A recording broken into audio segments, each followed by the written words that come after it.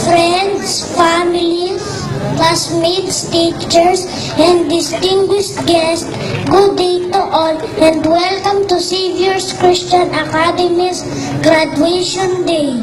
Today we do not only earn our rights as graduates, but also we celebrate our accomplishments, for we have grown not only intellectually, but more so personally.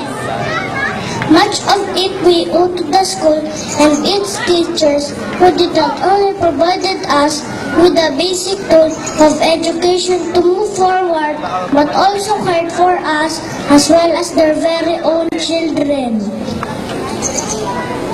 We came to the school with little knowledge of what we have right now, and through each day we spent with our teachers, we've not only earned much intellectual skills, but moreover grown as good individuals personally. On behalf of this year's graduates, I would like to mention and give thanks to the following for their contributions and support, for without them, none of this would have been possible. Our Chief Executive Officer of the Our Savior's Foundation Incorporated, Mr. Brian Shah. Our School Administrator, Mrs. May Shah. Our School Supervisor, Mrs. De Silva Fabian. Our School Principal, where's Mrs.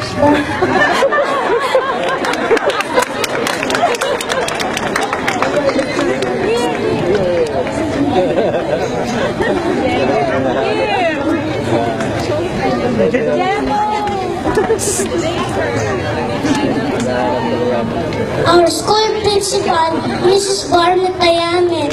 For our guest speaker, she is a teacher training instructress at Mariano Marcos State University, Professor Marina T. Felipe. You will not only considered as our teachers who provides education, but moreover, you learn and accept and look at you as our parents away from our home every time we go to school. And forever we will be grateful for what they have given us.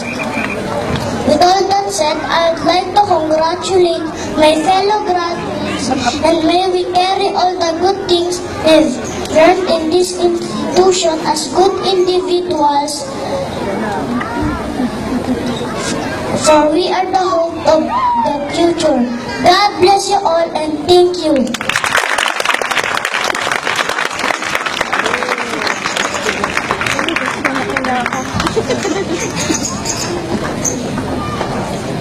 The candidates for moving on will be presented by our highly performing principal, Teacher Barnett P. Tayamen, to be followed by the confirmation through our school's division superintendent of